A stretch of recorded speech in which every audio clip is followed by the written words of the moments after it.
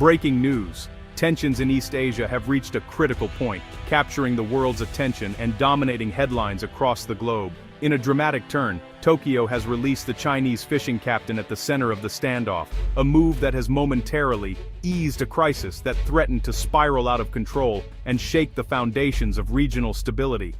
Captain Zheng Nianli emerged from detention, visibly exhausted yet maintaining a defiant posture, his face reflecting both relief and the weight of the ordeal he endured. However, his release was not a true resolution. Instead, it served as a temporary pause in a dangerous geopolitical game, with both sides wary and unresolved tensions simmering just beneath the surface. Around the world, people watched anxiously, holding their breath as the story unfolded, aware that the fragile peace could shatter at any moment. The standoff had pushed Asia's two largest powers to the brink, raising fears of escalation. Even as the immediate crisis faded, questions lingered about what would come next and whether true reconciliation was possible. Chinese officials swiftly escorted Captain Zheng away from the glare of the media, shielding him from reporters and hustling him through the airport, determined to control the narrative and avoid further provocation. Meanwhile, his fishing trawler, the Minjinyu 05179, remained impounded in Japan, a silent but powerful symbol of the unresolved confrontation and the stakes involved.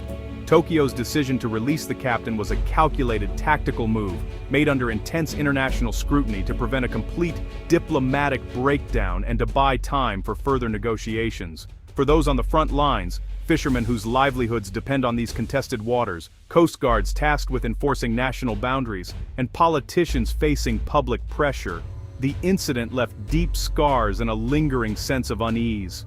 At the heart of the dispute lies the question of sovereignty over the Senkaku, known as Diaoyu in China, a cluster of rocky islands in the East China Sea. The issue remains as contentious and unresolved as ever, fueling nationalist sentiment on both sides.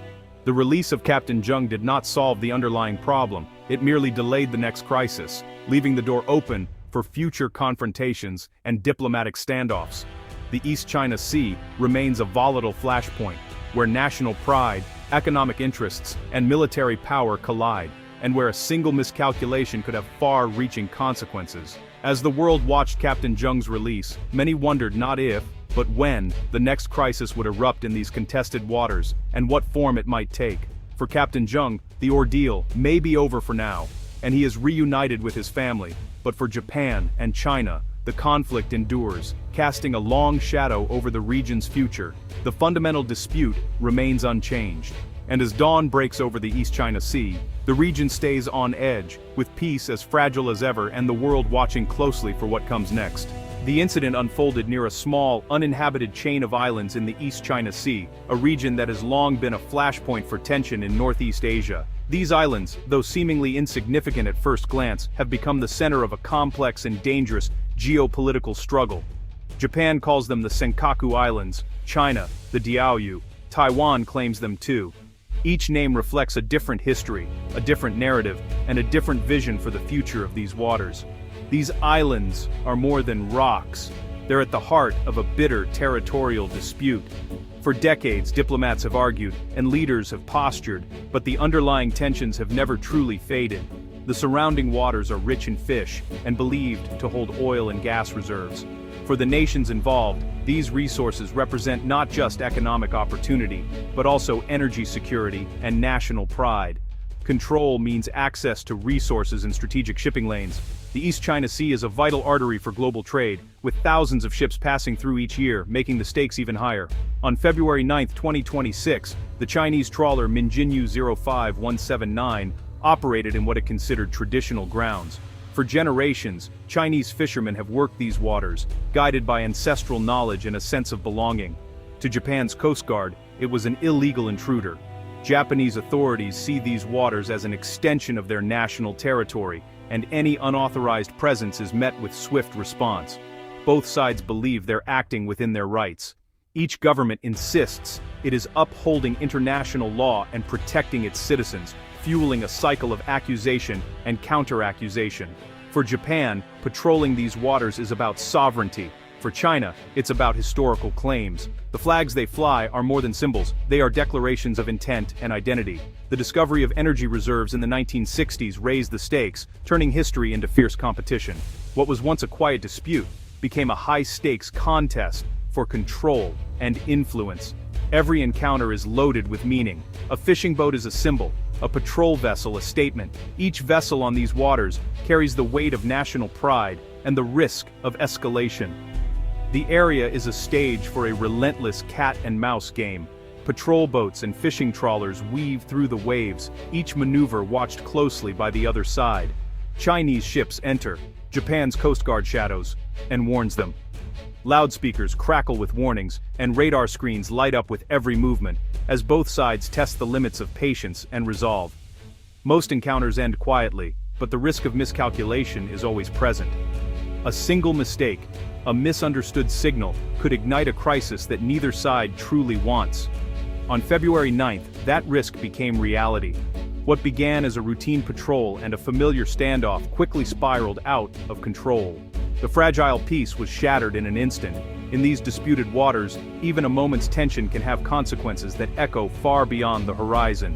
What began as a routine inspection escalated rapidly. The Japan Coast Guard's Yonaguni spotted the Chinese trawler deep inside the territorial limit. Warnings were issued, but the trawler ignored them. Tension mounted as Captain Zheng allegedly steered toward the patrol ship, forcing evasive action. The chase intensified. A second Japanese vessel joined in. The trawler collided with the Mizuki, causing minor damage. This was no longer about illegal fishing, it was now a direct challenge. The Coast Guard surrounded and boarded the trawler, meeting resistance but gaining control. Captain Zheng was arrested and the vessel towed to Ishigaki. A simple patrol had spiraled into an international incident. The stage was set for a week of furious diplomacy and military posturing. Tokyo insisted its actions were by the book. The Japan Coast Guard law authorizes stopping and seizing vessels in Japanese waters. The Chinese trawler, they argued, was inside this zone without permission. The arrest wasn't just about fishing, it was about obstruction and aggression. Ramming a government vessel was seen as a criminal act. Japan framed the arrest as standard law enforcement, not politics. Internationally, Japan cited UNCLOS, innocent passage doesn't apply to fishing or aggressive maneuvers. The collision was a breach of maritime safety and international norms. Tokyo wanted to separate the legal case from the territorial dispute, but the line was thin. Enforcing the law was a direct assertion of sovereignty, with explosive political consequences. China's reaction was swift and furious. The foreign ministry summoned Japan's ambassador, demanding immediate release. Beijing insisted the Diaoyu Islands and adjacent waters are China's territory. From their view, the Japan Coast Guard was the aggressor. State media denounced Japanese actions, fueling nationalist outrage online. Hashtags called for boycotts. Protests erupted outside Japanese embassies. China slowed customs clearances and suspended group tours. Economic pressure points. More Chinese Coast Guard vessels appeared near the islands, a show of force. The narrative was one of national humiliation and historical grievance. Captain Zheng became a symbol of resistance. The government harnessed public anger, but kept protests controlled. China's fury was both genuine and carefully managed. The standoff became a test of national resolve. For many observers, the 2026 maritime crisis felt eerily familiar, almost like a replay of the tense standoff that gripped the region back in 2010. The echoes of the past were unmistakable, as if history itself was repeating in real time. In 2010, a Chinese fishing trawler collided with Japanese patrol vessels near disputed waters. The Japanese authorities arrested the trawler's captain, triggering a fierce diplomatic confrontation that quickly escalated beyond the ships themselves. China's response was swift and powerful. By imposing a rare earth minerals embargo, Beijing sent shockwaves through Japan's high-tech industries, exposing just how vulnerable Japan's economy was to such strategic resources. The economic pain from that embargo left a deep scar.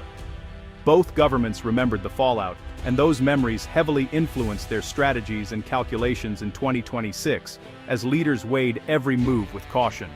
Ultimately, Japan released the detained captain under mounting international and domestic pressure. In China, this was celebrated as a diplomatic triumph, while in Japan, many saw it as a humiliating capitulation that damaged national pride. The precedent set in 2010 loomed large over the 2026 crisis. Chinese officials believed that applying similar pressure would once again force Japan's hand, emboldened by their previous success. Japan now faced a difficult dilemma. Should they stand firm and risk severe economic and diplomatic consequences, or yield to pressure and risk appearing weak on the world stage? The so-called 2010 playbook was open for all to see, but this time, the stakes were even higher. The world was watching, and both sides knew that the outcome could reshape regional power dynamics. Both nations vividly remembered the costs, the public outrage, and the hard lessons learned from the previous standoff. The memories of protests, economic shocks, and diplomatic fallout were still fresh.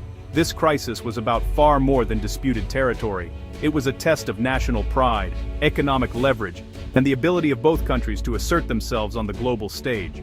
Old wounds and unresolved grievances from 2010 continued to shape new decisions, fueling emotions and influencing leaders and citizens alike. As history seemed to repeat itself, the world watched anxiously, knowing that this time, the risks and consequences were even greater than before. Japan's decision to release Captain Zheng was a calculated retreat. The official reason: preserving Japan-China relations. U.S. allies quietly urged de-escalation, wary of a spiraling conflict. Economic ties with China, and memories of the 2010 embargo, loomed large. Japanese business leaders warned of catastrophic fallout from a prolonged standoff. The government balanced nationalist demands with public desire for stability. Arresting the captain made a point. Holding him risked uncontrollable escalation. The release was framed as pragmatic, protecting national interests. Japan chose peace and economic stability over a protracted legal fight. Diplomacy and economic reality overrode legalism, a difficult but necessary choice. Media coverage in Japan and China painted two different realities. In Japan, the narrative focused on law, order, and Chinese aggression. Footage showed the trawler as the aggressor. The arrest was justified. Editorials warned that appeasement would only embolden China. In China, state media depicted Japanese harassment and historical injustice. Captain Zheng was a hero, the Coast Guard the villain. The government's strong response was celebrated as a diplomatic victory. Economic pressure was downplayed. China's cause was righteous. Each side saw itself as the victim, the other as the aggressor. The media fueled nationalism and deepened the divide. The truth was lost in translation. Captain Zheng's release ended the crisis, but not the conflict. The East China Sea remains a dangerous flashpoint. Competing claims over the Senkaku Diaoyu Islands are as intractable as ever. China increases patrols, challenging Japan's control. Japan responds with bigger Coast Guard ships and military deployments. Each side sees its actions as defensive, the others as aggression. The cycle of escalation makes the region a tinderbox. The risk of miscalculation is high. A small incident could spiral out of control. Crisis management mechanisms are weak and untested. The 2026 incident is a warning. These standoffs are growing more frequent and intense. Without real diplomacy, another crisis is inevitable. The world must pay attention to these turbulent waters. A diplomatic solution is not just preferable, it's essential for peace.